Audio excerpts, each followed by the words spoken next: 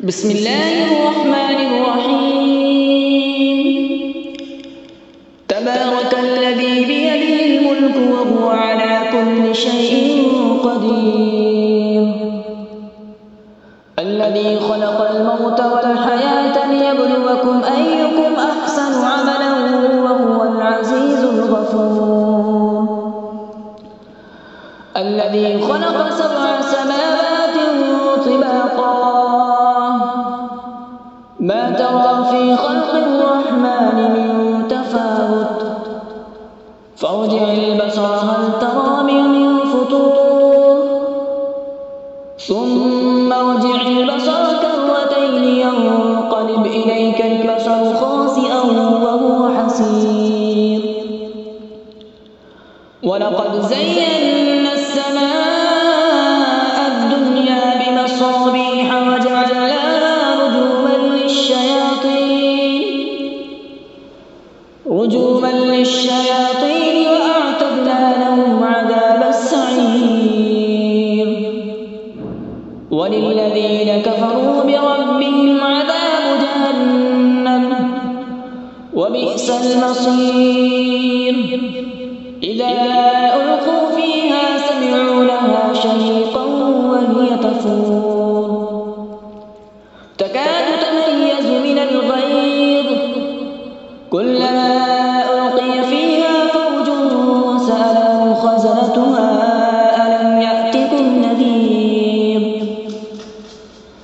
قالوا بلى قد جاءنا نذير فكذبنا وقلنا ما نزل الله من شيء إن أنتم إلا في ضلال كبير. وقالوا لو كنا نسمع أو نعقل ما كنا في أصحاب السعير. فاعترفوا بذنبهم فسحقا لأصحاب السعير. إن الذين يخشون ربهم بالغيب لهم مغفرة وأجر كبير. وأسروا قولكم أو اجهروا به إنه عليم بذات الصدور. ألا يعلم من خلق وهو اللطيف الخبير. هو الذي جعل لكم الأرض ذلولا فامشوا في مناكبها وكلوا من رزقه وإليه النشور. أأمنتم من في السماء أن يخسف بكم الأرض فإذا هي تمور أم أمنتم من في السماء أن يرسل عليكم حاصبا فستعلمون كيف نذير. ولقد كذب الذين من قبلهم فكيف كان نكير.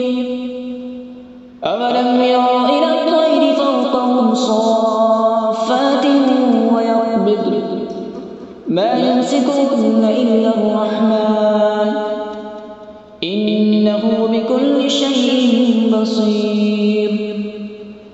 أمن هذا الذي هو جند لكم ينصركم من دون الرحمن إن الكافرون إلا في غرور.